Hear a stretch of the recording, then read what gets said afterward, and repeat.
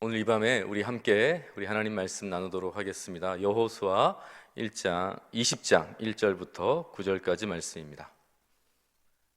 이 밤에 우리에게 주시는 하나님 말씀은 여호수아 20장 1절부터 9절까지 완전한 피난처 예수님이라고 하는 제목으로 하나님 말씀을 나누도록 하겠습니다. 저와 함께 교독으로 봉독하도록 하시겠습니다. 여호와께서 여호수아에게 말씀하여 이르시되 이스라엘 자손에게 말하여 이르기를 내가 모세를 통하여 너희에게 말한 도피성들을 너희를 위해 정하여 부지 중에 실수로 사람을 죽인 자를 그리로 도망하게 하라. 이는 너희를 위해 피해 보복자를 피할 곳이니라. 이 성읍들 중에 하나에 도피하는 자는 그 성읍에 들어가는 문 어귀에 서서 그 성읍의 장로들의 귀에 자기의 사건을 말할 것이요 그들은 그를 성읍에 받아들여 한 곳을 주어 자기들 중에 거주하게 하고 피해 보복자가 그의 뒤를 따라온다 할지라도 그들은 그 살인자를 그의 손에 내주지 말지니 이는 본래 미워함이 없이 부지 중에 그의 이웃을 죽였음이라. 그 살인자는 회중 앞에 서서 재판을 받기까지 또는 그 당시 대제사장이 죽기까지 그 성읍에 거주하다가 그 후에 그 살인자는 그 성읍 곧 자기가 도망하여 나온 자기 성읍 자기 집으로 돌아갈지니라 하라 하시니라. 이에 그들이 납달리의 산지 갈릴리 게데스와 에브라임 산지의 세겜과 유다 산지의 기럇 아르바 곧 헤브론과 여리고 동쪽 요단 저쪽 루벤 지파 중에서 평지 광야의 벳셀과 갓 지파 중에서 길르앗 라못과 므낫세 지파 중에서 바산 골란을 구별하였으니 함께 읽습니다. 이는 곧 이스라엘 모든 자손과 그들 중에 거류하는 거류민을 위하여 선정된 성읍들로서 누구든지 부지 중에 살인한 자가 그리로 도망하여 그가 회중 앞에 설 때까지 피해 보복자의 손에 죽지 아니하게 하기 위함이라. 아멘. 아멘. 2011년 4월이었던 것 같은데요. 소말리아 해역에 우리나라 컨테이너선이었던 텐지노가 소말리아 해적들에게 공격을 받아서 피납 위기에 처했던 사건이 있었어요. 그런데 그 위기의 순간에 그 텐지노 선원 20명이 배 안에 설치된 그 시타텔이라고 하는 그 긴급 피난처라고 하는 작은 피난처에 대피를 해요. 그로 인해서 한 명의 사상자 없이 안전하게 국내로 복귀했던 사건이 있었습니다. 그럼 시타텔이라고 하는 것은 배 안에 설치된 그 긴급 피난처예요. 작은 공간인데요. 그 출입문은 총격에도 견딜 수 있을 만큼 아주 두꺼운 철로 되어 있고 모든 선원들이 그 안에 들어간다 할지라도 한 2, 3일 정도는 그 물과 식량이 보관돼 있어서 안전하게 거할 수 있고요. 간단한 통신 장비도 있어서 위험에 처했을 때 그 외부에 알려서 도움을 처할 수 있는 곳이라고 합니다. 그런데요, 이 시타텔이라고 하는 것은 그 자동차의 안전 벨트처럼 사실 평소에는 필요성이 없어 보이는 것 같고 오히려 불편한 공간처럼 느끼는 곳이라고 합니다. 그런데 사고가 날 때, 위험에 처했을 때는 이 시타텔이 있는 것과 없는 것은 이 삶과 죽음을 결정할 수 있을 만큼 너무나 중요한 요소가 된다라고 합니다.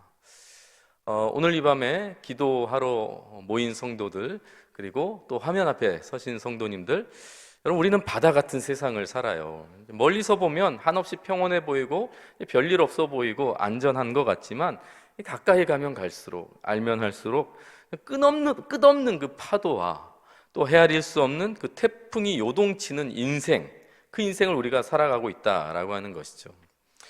이런 인생 속에 살아가는 여러분들에게 제가 오늘 이 밤에 묻고 싶은 질문은 이겁니다. 여러분, 피난처가 있습니까? 그럼 피난처가 있으세요? 집이 있느냐고 묻는 게 아닙니다. 여러분, 내 집이 있는지, 내 집 마련하셨는지 그거 묻는 게 아니고요. 보험을 갖고 있냐 이것도 묻는 거 아니에요. 그게 실비인지 그거 진짜 도움이 되는 건지 그거 묻는 것도 아니고 진실한 친구가 있는지 묻는 것도 아니에요. 예측할 수 없는 인생 속에서 무슨 일을 만난다고 할지라도 어떤 위험에 처한다고 할지라도 심지어 어떤 죄악 가운데 내가 거한다고 할지라도 요즘처럼 불안한 세상 속에 우리가 살아간다 할지라도 언제든지 찾아갈 수 있고 어디서든 숨을 수 있고 보호받을 수 있는 이 영적인 시타텔, 이 피난처가 있냐고 묻는 거예요. 여러분 있으세요? 있으세요 정말? 아멘이야, 아멘, 아멘.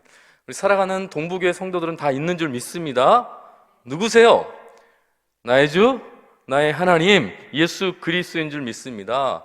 영원한 피난처 되신 예수 그리스도예요. 여러분, 그래서 우리는 여러분 사건 앞에서, 문제 앞에서 여러분 그것을 해결하기 위해서 그 피난처를 찾아 들어가는 자가 아니라 이미 우리 가운데 있는 예수 그리스도께 나아가는 자라는 것을 잊지 마시기 바랍니다. 우리는 피난처를 찾는 자들이 아니라 예수 그리스도께 나아가는 자들이라고 하는 거예요. 오늘 이 밤도 예수 그리스도께 나오신 줄 믿습니다.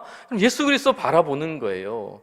문제에 집중하는 것이 아니라 우리의 영안을 열어서 나의 영원한 피난처, 완전한 피난처 대신 예수 그리스도께 집중하는 밤이 오늘 기도하는 밤인 줄 믿습니다. 그래서 히브리서 4장 16절 말씀은 너무 중요한 말씀이죠. 우리 같이 한 번만 선포하겠습니다. 시작. 그러므로 우리는 긍휼하심을 받고 때를 따라 돕는 은혜를 얻기 위하여 은혜의 보좌 앞에 담대히 나아갈 것이니라. 여러분, 오늘 이 밤 주저함이 없으셨으면 좋겠어요. 두려움이 아니라 유일한 피난처 되신 우리 예수 그리스도께 담대히 나아가는 밤 되기를 축복합니다.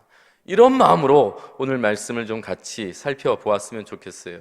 여러분, 구약에 시타텔이 있어요. 구약의 시타텔, 피난처라고 불리는 이 도피성에 대해서 오늘 좀 말씀을 나누려고 합니다. 도피성. 아주 기본적인 개요만 좀 먼저 몇 가지 좀 살피려고 하는데요. 먼저 이 도피성, 피난처는 반드시 누구에게나 필요하다라고 하는 것입니다. 우리 1절과 2절을 같이 한번 읽어보겠습니다. 시작. 여호와께서 여호수아에게 말씀하여 이르시되 이스라엘 자손에게 말하여 이르기를 내가 모세를 통하여 너희에게 말한 도피성들을 너희를 위하여 정하여 라고 하죠. 그럼 누구를 위하여요? 너희를 위하여. 너희가 누구예요? 지금 이스라엘 백성들에게 말씀하고 있는 거예요. 히브리어 원문에 보면 레헴이라고 하는 2인칭 복수가 분명하게 표현되어 있어요. 너희, 이스라엘 백성들. 이게 3절에도 동일하게 기록되어 있습니다. 3절에도 보시면 부지 중에 실수로 사람을 죽인 자를 그리로 도망하게 하라. 이는 누구를 위하여? 너희를 위하여. 피해 보복자를 피할 곳이니라. 여러분, 실수로 부지 중에 사람을 죽인 자라고 한다면 한 사람일 거 아니에요. 그런데 이것도 역시 너희를 위하여라고 하는 표현으로 되어 있어요. 그가 아니라, 한 사람이 아니라 너희를 위하여서 이스라엘 자손들 너희를 위하여서, 이게 강조하고 있다라고 하는 것입니다. 그럼 여기서 너희는 누군가? 홍해를 건넌 백성이에요. 요단강을 건너간 백성이에요. 드디어 약속의 땅에 도착한, 가나안 땅에 입성한 하나님의 백성들을 말한다고요. 오늘날로 말하면 저와 여러분 성도들을 바로 지칭하고 있는 것입니다. 여러분, 이 사실이 무엇을 말해줍니까? 너희를 위해서, 하나님의 백성들, 이미 구원받은 하나님의 백성들을 위해서 도피성을 만들라고 하는 것, 이게 무엇을 말하겠어요? 가나안에 입성한다고 해도, 구원을 받았다고 할지라도 여전히 무엇이 필요하다고요? 피난처가 필요하다는 거예요.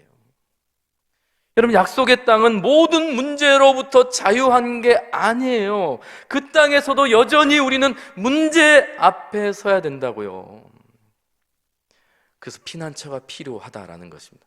여러분, 여호수아는 크게 두 부분으로 나누어져 있어요. 하나는 정복입니다. 딱 반으로 나눠서 앞부분은 정복이에요. 뒤에는 뭘까요? 정착하는 내용이요. 아주 심플하고 간단해요. 정복하니까 정착하는 거예요. 그런데 오늘 말씀은 정복과 정착의 이제 마무리, 최종 단계라고요. 생각해 보세요. 이스라엘 백성들이 이제 드디어 내 땅이 생긴 거잖아요. 이것은 그냥 우리가 집 한 채 얻었다 이런 개념이 아니에요. 40년 유목 생활하다가, 아니 그전에는 노예 생활하다가 이제 내 집도 내 땅도 내 나라도 없었던 민족에게 내 땅이 생기고 내 집이 생기고 내 나라가 생긴 거예요. 세상을 다 가진 이 감사와 감격이 있는 것이죠. 꿈에 부풀어 있을 거 아니에요. 어떤 집을 지을까, 어떤 농사를 지을까, 인생 설계에 여념이 없었을 백성들이 이스라엘 백성들이라고요. 감격하고 들떠 있었던 이스라엘 백성들, 그들에게 하나님께서 피난처 만들라고 말씀하신다고요. 그럼 역사상 대업을 이룬 사람들이 왔노라 보았노라 이겼노라 하면서 뭐 지었어요? 막 기념비 쌓잖아요. 성전 같은 거 막 짓고 왕궁 짓고, 그러면서 우리가 얼마나 애써서 이 땅을 정복했는지 우리 자신들의 그 위협을 다 기록하는 거, 그런 일 하잖아요. 그런데 하나님께서는 정복하고 정착한 이스라엘 백성들에게 피난처 마련하라고 명령하신다는 거예요. 피난처 마련해라. 뭡니까? 가나안 땅에 정착했을지라도 이 파도처럼 출렁이는 인생은 계속된다는 거예요. 한 곳에 정착하여도, 내 집을 가지고 있어도, 두 다리를 뻗고 잠을 잔다 할지라도 그것이 우리의 궁극적인 문제를 해결해 주지 않는다라고 하는 것이죠. 구원을 받아도 여전히 우리는 아픔이 찾아오고요, 문제 앞에 서게 된다는 거예요. 피난처가 필요하다라고 하는 것이죠. 두 번째, 이 도피성의 기능이에요. 우리는 피난처, 이 도피성이 반드시 필요하다라고 하는 것이 첫 번째고, 두 번째는 이 기능입니다. 이 도피성의 기능이 도대체 뭔가? 3절 같이 다시 한번 읽어보겠습니다. 3절 시작. 부지 중에 실수로 사람을 죽인 자를 그리로 도망하게 하라. 이는 너희를 위해 피해 보복자를 피할 곳이니라. 그럼 도피성의 기능이라고 하는 것은 피할 곳인데, 아주 간단하게 얘기하면 용서받는 곳이에요. 용서받는 곳. 이게 도피성이라고 하는 것입니다. 오늘 3절에 다시 보면 실수로 살인을 저지른 자가 나와요.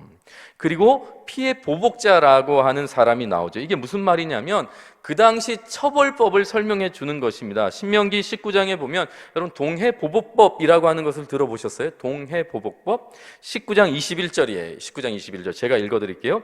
내 눈이 긍휼히 여기지 말라. 생명에는 생명으로, 눈에는 눈으로, 이에는 이로, 손에는 손으로, 발에는 발로이니라. 이게 무슨 말일까요?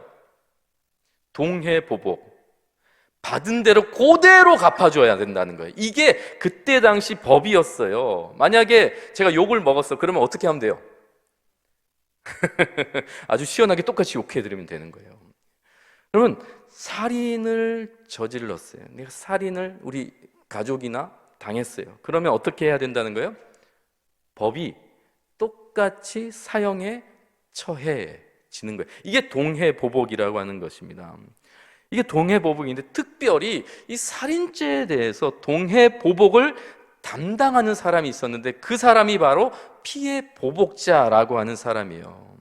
피해보복자. 그러니까 살인을 저지른 사람이 도망치거나 아니면 숨어 있을 때 그 사람을 찾아가서 반드시 동해보복을 가하는 사람이 이 피해보복자라는 사람이에요. 근데 문제가 뭐냐면 여러분, 실수로 사람을 살인하게 되는 경우가 있다는 거예요. 그럴 때 어떻게 해야 되냐라는 것입니다. 실수로 사람을 죽였어요. 여러분, 이게 정말 실수라고 한다면 어떻게 해야 돼요? 정말 실수라고 한다면 실수로 사람을 죽였어도 당한 사람은 아프단 말이에요. 반드시 피해 보복자가 누군가가 발생한다는 거예요. 그게 자녀이든지 친척이든지 반드시 복수하는 사람들이 생긴단 말이죠. 그런데 실수로 죽였기 때문에 만약에 피해 보복자가 복수를 감행하면 어떤 일이 일어날까요? 실수로 죽였는데 또 죽임을 당하면 또 다른 피해 보복자가 생기는 거예요. 우리 아버지가, 우리 친척이, 우리 아들이 실수로 그렇게 살인을 저질렀는데 너가 피해 보복을 가해? 그러면 또 다른 피해 보복자가 일어나서 또 다른 살인을 저지르고 또 다른 살인을 저지르고, 계속적으로 이 피해 보복이 끊임없이 일어나는 거예요. 복수 혈전이 일어나게 된다는 것이죠. 그럼 그래서 신명기 19장에 기가 막힌 예를 하나 드는데, 벌목을 하다가, 도끼날을 들고 벌목을 하다가 이게 빠진 거예요. 그리고 실수로 부지 중에 정말 사람이 죽게 되는데, 원하지 않는 살인이 일어난 경우 어떻게 해야 되는가? 이들이 바로 피하여서, 도망하여서 그 도피성에 가면 용서받을 수 있다는 거예요. 이 말이 무슨 말이에요? 도피성은 옳지 않은 부지 중에 실수로 사람이 죽고 그런 아픔이 이 땅 가운데 일어난 이 악순환의 고리를 끊기 위해서 하나님께서 우리에게 제도적으로 마련해 준 장치라고 하는 것입니다. 그럼 우리는 원하지 않아요, 문제를. 그런데 이 문제가 여전히 있다고요. 실수할 수 있다라는 거예요. 그런데 이 실수가 끊어질 수 있는 제도적 장치가 바로 이 도피성이다라고 하는 것입니다. 여러분, 우리가 실수할 수 있기 때문에, 문제가 있기 때문에, 여러분, 우리에게 정말 필요한 것은 문제를 저지르지 않는 것이지만 더 중요한 게 뭐예요? 용서받을 수 있어야 된다는 거예요. 이 악의 악순환을 끊을 수 있는 무언가가 있어야 된다라고 하는 거예요. 이게 바로 도피성이다라고 하는 것입니다.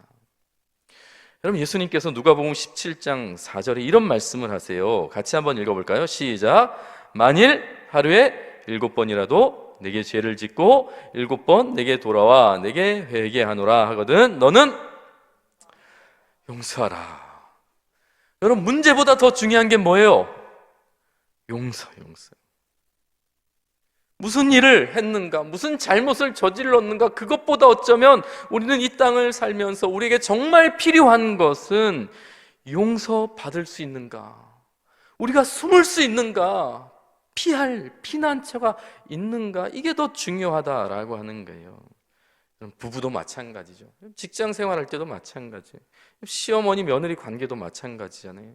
모든 관계에서 더 사랑하고 더 좋으면 좋겠지만 더 중요한 건 품어낼 수 있는가, 용서할 수 있는가. 이 용서의 도피성이 없다면 여러분, 어쩌면 우리는 인생이 너무 고통과 아픔, 이것으로 세대계승할 수밖에 없다라고 하는 것이죠. 여러분, 제가 심리학 교수님께 들은 이야기인데 여러분도 어쩌면 들어보셨을 거예요. 어릴 때 아버지가 어머니를 때리는 걸 보고 자란 아이는 굳게 결심한다고 하잖아요. 나는 절대로 우리 아버지처럼 여자를 때리지 않을 거야. 이게 사무치게 결단한대요. 그런데 결혼하면서 살다 보면, 다 결혼해 보신 분들, 여러분, 항상 좋은가요? 나도 모르게 화가 치밀기도 하고요. 막 그런다고요. 그런데 아버지가 엄마를 때리는 걸 보고 자란 이 아이가 자기가 그 자리에 섰을 때 자기도 모르게 절대 때리지 않겠다던 아내에게 나도 모르게 손찌검을 한대요. 놀라운 사실이 뭔지 아세요? 때리면서 생각한대요. 아, 우리 아버지가 그래서 엄마를 때렸구나. 스스로 합리화시킨다라고 하는 거예요. 여러분, 화해를 배우지 못한 사람이 이렇게 살게 돼요.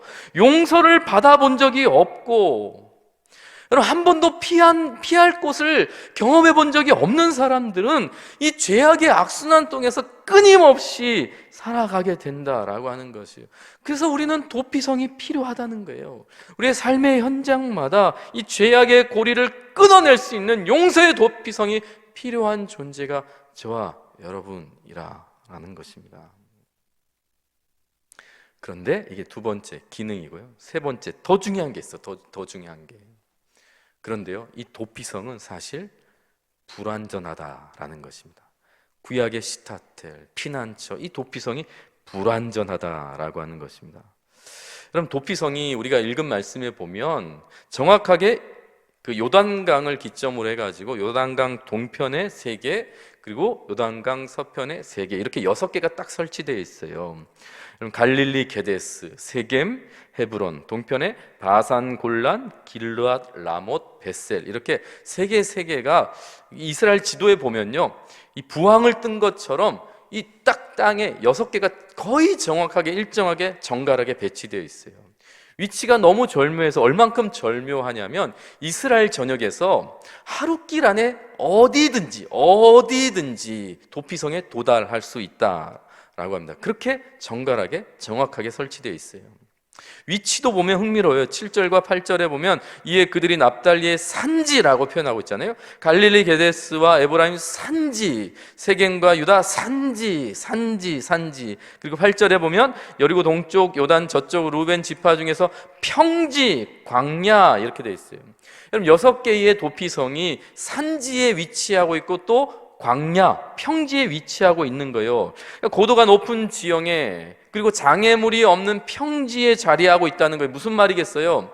멀리서도 저기가 도피성이구나 사람들이 다 알아차릴 수 있다는 거예요.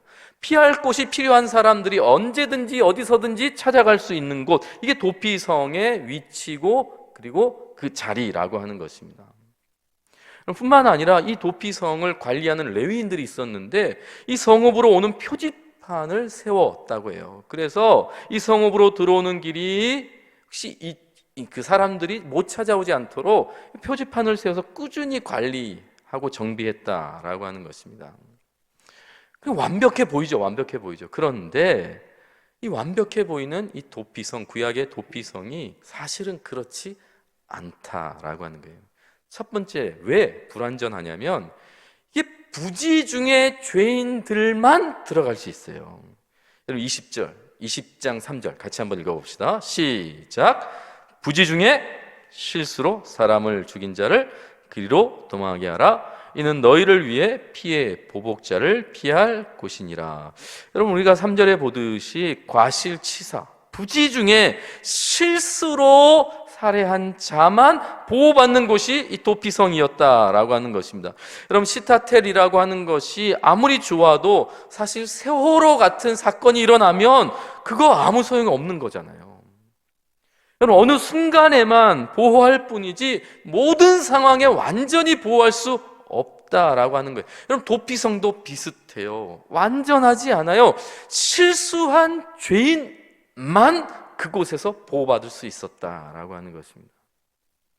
아무나 무조건 들어갈 수 없어요. 그래서 4절을 반드시 통과했어야 돼요. 4절도 한번 읽어보겠습니다. 시작. 이 성읍들 중에 하나에 도피하는 자는 그 성읍에 들어가는 문 어귀에 서서 그 성읍의 장로들이 귀에 자기의 사건을 말할 것이요 그들은 그를 성읍에 받아들여 한 곳을 주어 자기들 중에 거주하게 하고. 이게 무슨 말이냐면 이 사람이 정말로 실수해서 이곳에 왔는지 과실치사인지 아니면 의도적으로 살해를 저지르고 온 것인지 이걸 구분하기 위해서 그 성읍의 장로들을 앞에 청문회를 거쳐야 된다는 거예요. 그러니까 특검을 거쳐야 된다는 거예요. 이 공개 재판을 통과하지 못하면 동해보복법에 의해서 이 피해 보복자에게 버려지게 된다는 거예요. 결국 살해당할 수밖에 없다라고 하는 이게 한계가 있는 거예요. 모든 사람을 다 받아낼 수 없다라고 하는 것입니다. 뿐만 아니라 정해진 장소라는 거예요. 정해진 장소. 여러분 정해진 장소 이 6개의 도피성만 그 용서의 효과가 있어요. 이스라엘 땅 분배를 가만히 살펴보면 이 레위인들에게 48개의 성읍이 주어집니다. 그런데 이 48개 성읍 중에 이 도피성의 기능은 단 6개만 주어져요. 제한적이죠. 아무리 산지에 위치하고 있고 아무리 잘 정비되어 있고 아무리 잘 준비되고 그곳에 가면 다 용서받을 수 있을지라도 이 6개에 도달하지 못하면 이 6개의 장소에 도착하지 못하면 무용지물이 되는 거예요. 뿐만 아니라 정해진 사람. 여러분 9절에 보시면 이는 곧 이스라엘 모든 자손과 그들 중에 거류하는 거류민이라고 하는 표현이 있죠. 여러분 모든 사람들을 위한 제도가 아니에요. 누구만을 위해? 이스라엘 백성들만을 위한 제도예요. 딱 이스라엘 민족들. 지역적으로 민족적으로 한계가 있는 게 도피성 제도예요. 그 네 번째가 사실 이게 어쩌면 결정적인 이 불완전성을 보여주는 것인데 실제적인 예가 없대요. 실제적인 예가 무슨 말이에요? 그럼 제도는 시행이 됐어요. 하나님께서 도피성을 만들려고 해서 도피성이 만들어졌는데, 저를 가르쳐 주신 이 대학원 은사님께서 하신 말씀이에요. 제도의 한계를 가져서 실제로 활용된 예가 없대요. 성경에 보면 실제로 도피성에 도망해서 구원을 받았다, 이런 기록이 없다라고 하는 거예요. 여호수아서 이후에 도피성이 실제로 어떻게 운영되었는지 이 구체적인 사례가 없다라고 말하더라고요. 여러분, 이게 제가 가만 보니까 조선시대 신문고 제도와 아주 비슷한 것 같아요. 여러분, 신문고 뭔지 아시죠? 묵히는 거잖아요. 그리고 왕 앞에 상소하는 거잖아요. 하지만 여러분, 감히 천민들이 이거 칠 수 있었을까요? 아마 이거 치다가 그냥 내쳐지지 않았겠어요? 그 잘못 치면 큰일 나는 거잖아요. 그러니까 사실 특별한 사람들만 칠 수 있는 제도잖아요. 그리고 이게 어디에 설치됐는지 아시죠? 한양에 설치된 거예요. 그러니까 저희 같은 부산 사람들은 치고 싶어도 가려면 막 15박 16박 자꾸 가야 되는데 차라리 안 치고 말지, 이렇게 끝난다고요. 그러니까 아무리 좋은 제도가 있어도 여러분, 그림의 떡이고 남의 나라 이야기 될 수 있다라고 하는 것이죠. 이 도피성 제도가 그랬어요. 오늘 말씀의 결론, 완전한 피난처 되신 예수님. 자, 그러면 이제 질문이 생겨야죠. 그러면 왜 하나님께서는 이 불완전한 도피성을 이스라엘 백성들에게 주셨을까? 여러분, 도피성은 그림자예요. 그림자. 진짜는 뭘까요? 완전한 피난처 되신 예수 그리스도. 여러분, 정말 하나님이 우리에게 주고 싶은 것은 도피성이 아니라 예수 그리스도인 줄 믿습니다. 그거 주고 싶어 하시는 거예요. 그거 주고 싶어 하시는 거예요. 도피성은 불완전한 제사 제도와 같은 거예요. 구약에 끊임없이 동물 제사를 드리지만 완전한 죄를 해결할 수 없었어요. 끊임없이 제사를 드려야 했던 것처럼 도피성도 완전한 피난처가 되지 못했다고요. 이 말이 무슨 말인가? 눈에 보이는 그 불완전한 그 제도에 만족하라고 주신 것이 아니라 영안을 열어서 소망을 가지라는 거예요. 기대하라는 거예요. 꿈꾸라는 거예요. 완전한 도피성 대신 메시아가 장차 도래한다는 것입니다. 기대하라는 거예요. 비록 눈에 보이는 이 제도는 한계가 있고 문제가 있지만 완전한 피난처 되신 예수 그리스도가 반드시 언젠간 너에게 임할 것이다. 여러분, 흥미로운 사실이 뭔지 아세요? 도피성이 몇 개라고요? 몇 개라고요? 6개. 여러분, 6이라고 하는 숫자, 여러분 666 많이 들어보셨죠? 이게 그렇게 기분 좋은 숫자는 아니라고요. 666. 여러분, 이게 666이라고 하는 것은 땅의 숫자예요. 땅의 숫자. 무슨 말이에요? 부족하다라는 거예요. 부족하다. 여러분, 유대인들에게 숫자는 굉장히 민감한 거 아시잖아요. 숫자로 자신들이 이게 완전과 불완전을 막 이게 이 상징하고 표현한다고요. 그런데 이 유대인들에게, 여러분, 숫자를 굉장히 중요시 여기는 유대인들에게 자신들의 안전을 담보하는 피난처 도피성을 왜 6개만 주셨을까? 왜 6개만 주셨을까? 몇 번째가 있다는 거예요? 7번째가 있다는 거죠. 여러분, 7이 완전수라고 해요. 7이 완전수. 7번째 안식하시고 7 촛대 7 교회, 이게 완전한 하나님의 교회, 하나님의 때를 뜻하는 숫자들이라고. 7이 완전수예요. 그러면 하나님이 의도적으로 6개만 주신 거예요. 비록 6개의 도피성은 눈에 보이는 도피성이지만 이제 7번째 완전한 도피성이 있다는 걸 숨기고 있는 거죠. 숨기고 있는 거죠. 여러분, 도피성을 묵상해 보면 7번째 완전한 예수 그리스도를 우리가 만나게 돼요. 그럼 몇 개만 살펴볼까요? 도피성의 기능이 뭐라고 그랬죠? 용서. 여러분, 진짜 용서는 누구를 통해서 일어나죠? 예수 그리스도잖아요.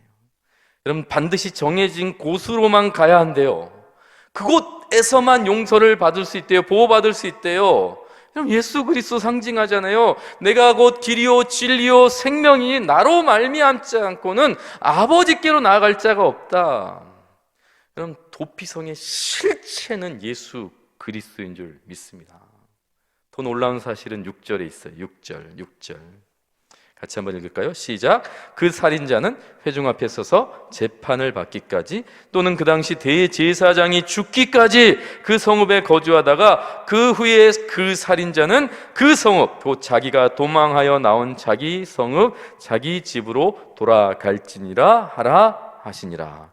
그럼 세번역 성경에 보면 더 자세히 나오는데 이건 지나갈게요. 여러분, 제사장이 죽잖아요. 내가 도피성으로 피해서 보호하고 있다가 그 도피성의 제사장이 죽으면 도피성 안에 있었던 피해, 그 도피성에 피하여서 간 사람들이 이제 진짜 자유를 얻게 된다는 거예요. 대제사장이 죽으면, 제사장이 죽으면 자유가 임한대요. 예수 그리스도의 십자가의 죽음을 예표하고 있는 거예요. 죽음이 자유를 준다고요. 이건 예수 그리스도 십자가 말하고 싶어 하는 거예요. 사랑하는 성도 여러분, 하나님이 우리에게 피난처를 주시기를 원하세요. 그 피난처는 눈에 보이는 6개의 피난처가 아니라 우리를 완전하게 용서하시는 하나님의 아들, 완전하신 피난처 되신 예수 그리스도인 줄 믿으시기 바랍니다.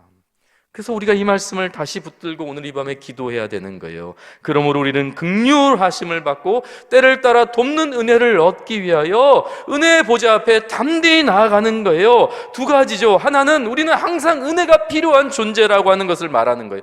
은혜 없이 살 수 없다. 그래서 기쁠 때나 슬플 때나 아플 때나 건강할 때나 성공할 때나 실패할 때나 언제나 나를 돕는 그 은혜의 보좌 앞에 담대히 나아가야 한다 는 거예요. 뿐만 아니라 이 은혜의 보좌 앞에 나아갈 때에 은혜를 누리게 된다는 거예요. 그래서 담대히 나아가라 라고 하는 것입니다. 명절에 며느리들이 가장 듣기 싫은 말 1위, 이번 명절에도 많이 들었을 텐데, 애미야 더 이따 가라. 이거 듣기 싫은 말이래요. 벌써 가게? 이거 듣기 싫은 말이래요. 명절에 많이 들어보셨잖아요. 여러분, 많이 불편하지만 생각해보면 나를 그렇게 기다리는 분이 계세요. 나를 그렇게 붙잡고 싶은 분이 있어요.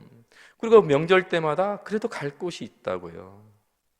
그래도 시댁은 좀 불편해요. 그런 표정이 있지만 여러분, 이해합니다. 이해합니다. 여러분, 갈 곳이 있다는 거, 복이라는 건 그래도 우리가 다 알아요. 그런데 언제나 어디서나 나를 환영하는 곳이 있어요. 나를 기다리는 주님이 계시다는 것입니다.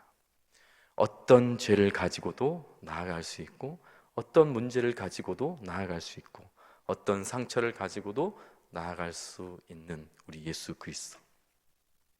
그럼 나의 등 뒤에서라고 하는 이 복음성가 아시잖아요. 이 복음성가가 제가 궁금했어요. 왜 나의 등 뒤에 서지? 나의 옆에는 아니고, 왜 나의 앞은 아니고, 왜 하필 나의 등 뒤에 서일까 궁금했었는데, 여러분, 이 찬양을 지으신 최용덕 집사님이 인생의 아픔과 실패를 경험하고 하나님을 등진 적이 많대요.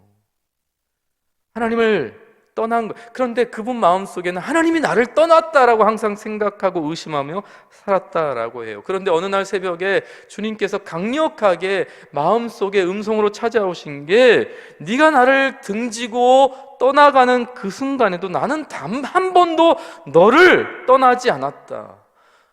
내 등 뒤에서도 너를 주목하고 있었다. 그 음성을 하나님께서 주셨대요. 그 음성 때문에 글을 쓰고 만든 찬양이 나의 등 뒤에서라고 합니다. 여러분, 우리는 주님 등지고 떠날 때가 많아요. 그런데 그 못난 나를, 등을 지고 떠나가는 나를 여전히 바라보시면서 나에게 새 힘을 주시기를 기대하고 기다리시는 주님, 그분이 나의 피난처 되신 예수 그리스도라고 하는 것을 잊지 마시기 바랍니다. 오늘 이 밤에 기도할 때에 이 소망을 가지고 다시 한번 나의 완전한 피난처 되신 예수 그리스도께 나의 삶을 이렇게 기대고 맡겨드리는 이 밤이 되었으면 좋겠어요. 한번 기도하고 우리 찬양하고 기도하시겠습니다. 우리의 완전한 피난처 예수 그리스도 만나게 하심을 감사합니다. 피난처 없이 살 수 없는 우리가 언제나 어디서나 우리 예수님께 담대히 나아가게 하여 주시옵소서. 그래서 우리 가정에, 이 나라에, 열방에, 우리 교회의 용서와 회복과 치유의 은혜가 세대 계승되게 하여 주시옵소서. 코로나의 급한 확산으로 많은 이들의 마음에 불안과 불편함과 불신이 가득하지만 사랑하는 성도들의 마음에 예수 그리스도 그분으로부터 임하는 위로와 평안이 넘치는 이 밤 되게 하여 주시옵소서. 나의 피난처 되신 예수 그리스도 이름으로 기도합니다. 아멘.